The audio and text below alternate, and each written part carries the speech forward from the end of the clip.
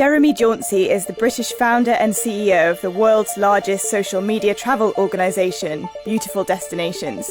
The entrepreneur recently made a stop-off in Hong Kong to catch up with the multi-channel network VS Media, who are helping Beautiful Destinations build on several high-profile Asia campaigns and extend their footprint in China. Campaign met with Jauncey at Hong Kong's fashionable Sugar Balcony Bar to talk about the company's strategy. So I'm here with Jeremy Jauncey, founder of Beautiful Destinations. And can you give us a kind of introduction to what you do at Beautiful Destinations? How do you describe your agency and where it fits? Okay, so there are two parts to the business. The agency, which you mentioned, is really the kind of driving force of what we do, which is sitting down with brands, learning some of their challenges, and then helping them trying to fix those challenges through content. And largely video. Video is a very, very big part of what we do. So we go in, we sit down, we learn what they're kind of facing, and then we shoot videos and also photos to help them to answer those challenges. Yeah. The second part of our business, which actually more people know us for, is our media brand, which is our audience on social media. So there's over 16 million people across the world on Instagram, Facebook, Snapchat, YouTube that come to us every day to be inspired about travel and tourism and hopefully get sort of positive stories about the world. We do also have a big presence here in China now through our China partner VS Media, who've helped us launch here and actually build out first on Weibo. So we have almost 2 million people following us on Weibo, and that's growing sort of very quickly. Yeah. On the China side, it feels like for us so much of the rest of the world, certainly the Western world that we're in, hasn't seen China and knows so little about China. Yeah. And with 100 million outbound Chinese tourists a year, they are also an incredibly attractive market for Western countries and Western brands to attract to what they're doing. And so if we can be that conduit between the two, I think we build something really meaningful and really, really valuable. Yeah. What are the kind of secrets to keeping it interesting? It's very much focused on positivity. It's very much focused on the idea that the world is an amazing place. And despite so much of today's media stories being negative and being focused on, building walls and sending people home and isolationism, actually the world is an amazing place if you get out and you explore. Yeah. So our outlook on that content is very positive. It's a celebration of people, it's a celebration of colour. It's about having something that looks beautiful. Is think there more to it than that?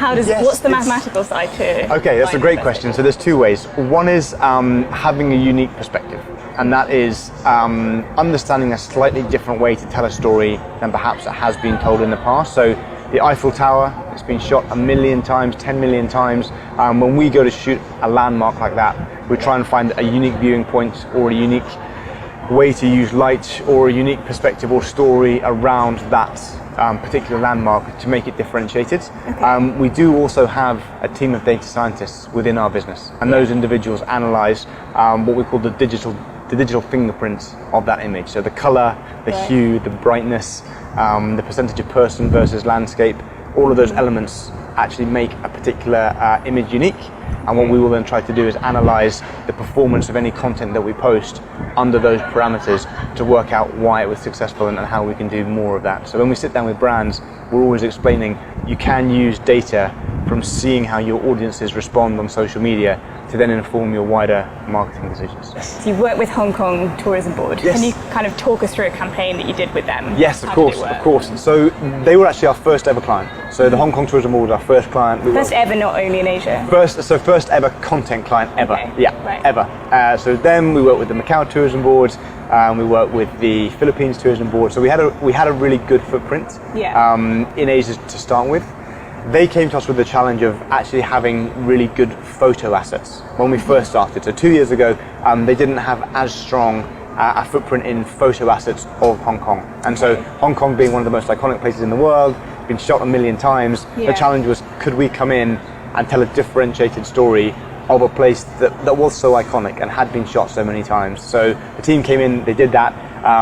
It proved to be very, very successful. It then started content assets on social media, which then moved into content assets that went into email marketing, which then went from content assets into some of the display advertising, then onto their website advertising, then into their magazine and print billboards, and that's actually how our most effective clients work. They graduate all the way through.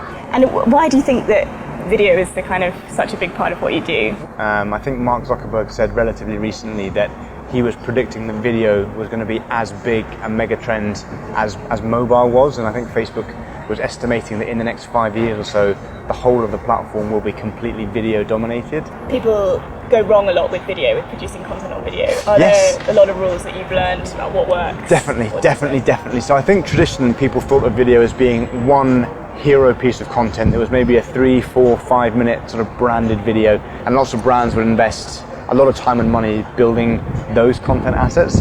What we're seeing now is, to be effective on video, you need to have different content types for different platforms. So 6-second pre-roll ads for YouTube, 6-second in-content ads for Facebook, 30 seconds Instagram ads. They're all very, very different. You have vertical video units for Snapchat and Instagram advertising. You have horizontal video units for other platforms. So it is very important to be able to tell stories across all of those video units. We're pushing a lot into sort of short form storytelling through social TV channels. So lots of the social networks are now moving into creating their own short form TV series, and we're doing absolutely the same. So we shot our first series actually here in China. So it's the idea of beautiful destinations coming to China. We went to Sichuan, and VS Media put together all these different experiences that we filmed with local KOLs that they represent, and it was just a different way of telling a story. This is how you've kind of monetized your whole company, basically. Yes. And why do they want to collaborate with you rather than produce their own stuff? What's kind of in it for them? So one element is scale. We have the ability to create massive amounts of content very quickly through our network of ambassadors. The second is we feel quality. We do know how to tell stories for a mobile form factor to engage a young millennial audience, and certainly brands are trying to find out ways to do that. Yeah. And how did you make it different? So I think again it comes down to the stylistic elements that make beautiful destinations sort of who we are. So we're very much a celebration of colour. So it's very vibrant, it's very colourful. And we also use very fast transitions and very unique ways to actually move from different elements of our stories within the content, and that sort of makes us unique. I think also the way we use sound editing, that also gives us a very unique sort of style. And so if you look at beautiful destinations on social media, hopefully you'd see a continuous theme that defines us as a brand, and that's a lot of the things that other brands will then buy into. When you do work with a partner, collaborator, I mean, do you ever find that the audience responds in a sort of negative way? Yes, absolutely. So in the early days, we learnt some very harsh lessons about taking branded content from third-party partners, putting it onto our channels, and actually seeing it perform very, very badly. So many of the clients, we go through sort of an education process of trying to understand if we really know what their challenge is and what they're trying to fix, then we can come up with creative ideas in our style to fix it. If we just say, okay, pay us the money and give us your ad and we'll post it, then it just doesn't work. Thank you so much for being here with us. I'm Olivia Parker, and this is Jeremy Jauncey of Beautiful Destinations.